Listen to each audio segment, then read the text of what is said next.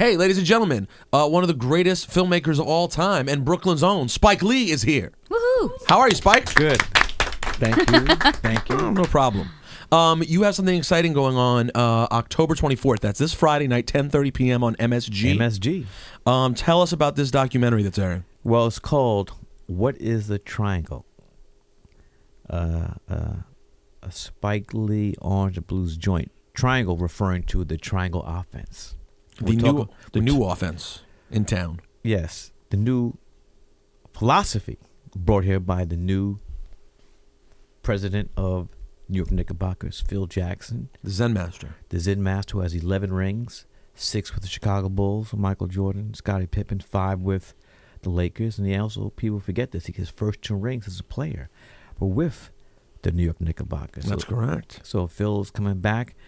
It's been a while since we had a banner here in New York City for the Knicks. 1972-73. It's been over 40 years. How old are you when they won that first one? I know you remember it well. Well, I was at the first one. It's May 8th, 1970, Game 7. That's the famous Willis Reed game. The Willis Reed come out of the tunnel. You were at that one. I was 13 years old. Wow. It's that moment that hooked you for life and hooked you to a life of misery and doom rooting for this team. Well, they lied to you that day. Or Well, it hope. was really, those guys didn't lie. No, those guys delivered. Those guys delivered. It's been a drought, but that's why Mr. James Dolan has hired Phil Jackson. That's why Phil has hired Derek Fisher, Coach Derek Fisher. That's why Mr. Dolan has paid Carmelo goob gobs of money for the next 5 years to return us to our glorious past. So what did you learn doing this documentary? Did you have an understanding of the triangle offense before, or did you realize that you really didn't until you made the film? Well, I knew my understanding was weak, and so I did a lot of research on my own. So when it came time to shoot, I had a basic understanding. I definitely knew a lot more after Phil Jackson diagramming stuff on the board for me and all, and then have an actual workout with the players and Derek Fisher conducting it with assistant coaches Jim Clemens and Kurt Rambis, and show basic principles of how you get into the triangle offense. And so if you know Phil Jackson, you said yourself he's a Zen master. Mm-hmm. You think this whole thing is based upon Buddhist principles, where the whole is greater than the individual. And a lot of times in sports, that could be a problem with people who just want to get their numbers. But that's not why Phil's here. He's going to try to duplicate. We're not getting. He's only here for 5 years, so he can't get 6 rings. Right. But there's a great scene in the documentary where we interview Earl the Pearl Monroe, and he said that Phil's return is like the prodigal son returning. Senator Bill Bradley said that. Wolf Frazier said that. These are all guys who are teammates of Phil, and so there's a very good feeling that a new day is upon us in the world's most famous arena, Madison Square Garden. Ooh, I got chills. But now, I think that you guys are obviously talking from an insider's perspective and Right. and preaching to the choir about this. But for somebody who doesn't necessarily know that much about, the ins and outs of the game, what is triangle offense versus all of the other offenses? If you can kind of summarize. Layman's terms. Yeah. Well, Simplify it. triangle offense is based upon movement, passing the ball, not being predictable, reacting, being unselfish, looking for the open man. That's what it's based upon. Play hard defense, be intelligent. This sounds like the basic principles of any winning operation. Is this very different from what we've been doing? Yeah, all what the time? the hell have you guys been doing? Well, we're trying to move away from the past. Do you The recent past. Do you believe that this could immediately work? Do you think this team is? It's going to take till All-Star break, in my opinion. But you think this team could? It's still this season. Are we ready? We'll make it the playoffs for sure. You think this team will contend this season? Oh yeah, we're going to make the playoffs and make some noise in the playoffs. So we're definitely making the playoffs this year, and we're going to surprise a lot of people. And I think that I know for sure Carmelo is committed. he would not resign for 5 years if he wasn't. I mean, this is really. He went, the minute Phil Jackson came on, everybody knew that the Triangle offense was going to be run here. So Carmelo has bought into this 100%. Well, you have to think from Carmelo's perspective too. These are the last. I mean, listen, you don't know how long he's going to play, but these are 5 years towards the. This is the 5. Listen, the best case scenario, Carmelo plays another 8 or 9 years, but these are 5 in the prime of his career. Yes, this is it. And he wants to get a ring. And he wants to get that ring. So this is a big deal. And Carmelo from Red Hook, Brooklyn. Baltimore, kind of. Red Hook, Brooklyn. He was born in Brooklyn, so he's claiming him. Spike is claiming him. I know. I remember when you guys did the welcome home thing. I was like, yeah, he's kind of from Baltimore. He passed through at least. We claim him, just like we claim Michael. You claim Michael Jordan, who was here for 12 seconds. He's born in Fort Greene, Cumberland Hospital. I know. Him, Mike Tyson. Tyson, you get. Bernard and Albert King were born at Cumberland Hospital in Fort Greene, the fort. I mean, you listen. You get Riddick Bowe. What? You get Riddick Bowe. He's a legit one too. He was born in. No, not in Cumberland Hospital. I don't know about that, but he was born in Brownsville. I'm saying there's a lot of ones that are legit Brooklynites. You claim Michael Jordan Jordan. and You Carmelo. claim Jordan. Well, fortunately, Jordan hangs out with you, so it helps. It helps. I had nothing to do with it. I didn't even know him. I mean, that was his parents in the fort, Cumberland Hospital. But anyway, Carmelo from Red Hook, he's committed, and I'm very excited about the season. We open up against Chicago Bulls. The 28th, I think it is Wednesday. Next night, we're the home opener for the Cavs. For the Cavs. Oh, I'm going to the game. Oh, of course you are. LeBron. So it's an exciting season. It's exciting. I want to ask now that you brought up Chicago, and obviously we've referenced Phil Jackson and Michael Jordan. You know, for sneakerheads and for sneaker fanatics, those glory days of the early inception of the Air Jordans that you were there for and such an integral part of, did you get stuff from those commercial shoots or during those early days that you're hoarding and saving, like gems, museum items? I have a lot of game worn Jordans that Michael. I mean, he signed games. We went off in the Garden, not the double nickel game, but other games, playoff games. We went crazy on this, and I got his sneakers. But very quickly, we had the time. I mean, the whole thing was an accident. I did this film, She's Gotta Have It, and the character I wore, Mars Blackman, wore Air Jordans. And two gentlemen, Bill Davenport and Jim Wyden, they worked at Wyden Kennedy, Nike's advertising agency, called me up and said, we want you to prepare Michael Jordan, do some commercials. We want to be in black and white like the film She's Gotta Have It. Want you to direct them, want to shoot in 35 millimeter. But there's one catch. We have to ask Michael. And at that time, they asked Michael Jordan if they were okay him directing me. He never even heard of me, had not seen She's Gonna Have It. It was new. I mean, this was Spike wasn't a household name yet. Okay. It was starting. Exactly. So Michael could have easily gone to Bob Giraldi, some of those big time Madison Avenue directors. I've never asked him this, but for some reason he said, okay, Spike, and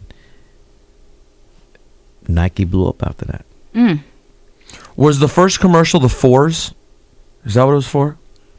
I forget. It's so long ago. Were you able to take anything from any of the sets? Prototypes? No. Samples? Mm-mm. You trying to get into Spike's house and see? No, I'm just saying these are gems. No, I mean I wasn't even thinking. You were just like happy that. to be there. Yeah, I was just happy to be there. I was just happy to be there. This All-Star weekend is going to be here in New York. Yeah, it's being split. It's being split. Friday, Saturday in the Barclays Center. The game's going to be at the Garden. The game's at the Garden. Now, the last time the game was at the Garden was a big All-Star game for Kobe Bryant. I'm sure you were at that one, 98. Yeah. I was sitting next to Prince. All I remember about the game, I was sitting next to Prince. That's it. It's incredible. I don't know who won. And he was like, I could take them all. But I was sitting next to Prince, my man. That was great. Shoot the J. Shoot it. Blouses. Do you have any Jordan memories from his All-Star performance over the years? That 98 one was a big one because it was Kobe versus Jordan in the All-Star game. Anything from Jordan's All-Star history that stands out to you? Can't remember anything. I mean, for me, All-Star games, they're nice, but You're about They're the battles. exhibition games. Yeah, I remember him scoring 55 points on our ass. That's what I remember, And Michael, Phil, Scotty, the Knicks, we couldn't get past that team. That's why Patrick Ewing doesn't have a ring, because of Michael. And Mike reminds him that every time he sees Patrick. So Phil kind of owes New York. He says he reminds Charles Barkley too, all those guys. Just how competitive is Jordan? Just an incredibly. He doesn't want to lose tiddlywinks. No matter ping pong, pool, he does not. He doesn't want to lose. It's unacceptable. Were you at his Hall of Fame induction? No, but the now legendary Hall of Fame induction. Here's the thing. Interesting one. Here's the thing. It was. Here's the way it is. People have different ways of being motivated, and for Michael, his fuel was, if somebody said I was going to do something from kindergarten on, you remembered. He remembered, and I can't hate on that because it's successful, and I think that's a good lesson. Don't, when people say something that's not nice about you or disparaging or negative, okay, use that as a fuel, as incentive, and say, yeah, mom, what now? And he had a litany. He read the whole list. Well, I think it was funny because a lot of people, and myself included, I thought, of course, at the time, I'm like, it's weird. It's funny that Michael's. Oh, you thought you should have been more gracious? Well, it just seemed odd in the moment. But then when I took time to think about it, I said, well, listen, he got there for a reason.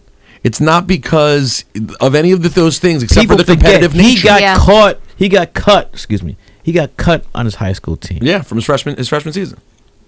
I mean, I think for me, I thought that's a great lesson to use stuff that doesn't work out as fuel. To say, you know what?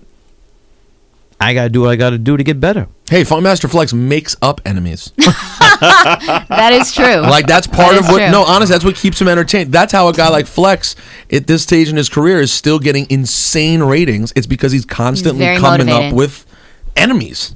And they may be made up sometimes, but it keeps you going. Well, I can't speak on Flex, but I can speak on Michael, and Michael definitely had the list. And just like you, it surprised me initially, but then I thought about it. I said, if this wasn't the case, Michael will not be given a Hall of Fame speech. Right. That was his process. That's how he did it. Fuel. I wanted to ask one other thing that brings together basketball and hip-hop, and it's been something that for some reason has been a big discussion lately on ESPN and on the blogs. The discussion with the 20th anniversary of Ready to Die, Biggie's album, and that song, I Got a Story to Tell, and everyone basically bringing up those lyrics about him, sleeping with the wife of a Knick player and having this adventure, and everybody kind of trying to figure out a Knick player. Yeah, in the song he says, he describes one of the members of the Knicks, and then now there's this whole discussion, conspiracy theory.